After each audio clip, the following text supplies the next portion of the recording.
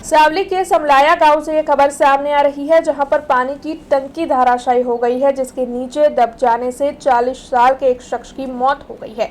जिस शख्स की मौत हुई है उसका नाम वोहरा सफ़ी मोहम्मद बताया जा रहा है। तब आपको बता दें कि 40 साल की आयु के इस शख्स की मौत पानी की टंकी के नीचे दब जाने की वजह से हुई है। पानी की ये जो टंकी है वो काफ़ी वक्त से जीर्ण हालातों में थी। 6 माह पहले ही इस मामले में सरपंच और गाँव के लोगों की ओर से मौखिक और लिखित पेशकश की गई थी, लेकिन काफी वक्त से पानी की टंकी जीर्ण अवस्था में थी, जिस पर कोई भी सूद नहीं ली जा रही थी।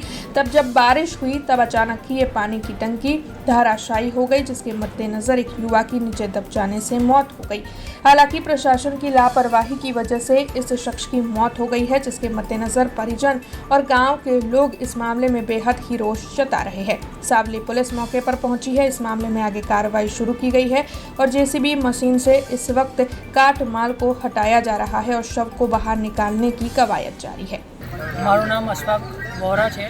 आज बनाव अहींया बन्यो छे समलाया ग्राम पंचायत में। पानी टाँकी जर्जरित बहुत घना समयथी हती अने ए बाबते अमारा सरपंच तरफथी बी घणी वार अरजीओ करेली है, पण पानी पुरवठा तरफथी कोई कामकाज थयुं नहीं। अने आजे ए टाँकी जर्जरित हालतमां जे हती अने एनुं ज्यां जे अमारा गुजरी गया है, अमारा सफी मोहम्मद नाम है, अमारा मोटा पप्पानो छोकरो थाय અને એમની નોકરી પાણી છોડવાની કામમાં હતી અને આજે એ પાણી છોડવા વાટે જ ગયા હતા અને અચાનક આ ટાંકી પડવાથી એ નીચે દબાઈ ગયા છે અને આજે એમનું મોત નીપજ્યું છે। આ બાબતે તો હવે જેમને આ અરજીઓ કરેલી છે ને જેમના તરફથી જવાબને કોઈ પગલાં લેવામાં નથી આવ્યા એમને આપણે જવાબદાર ગણીએ છીએ।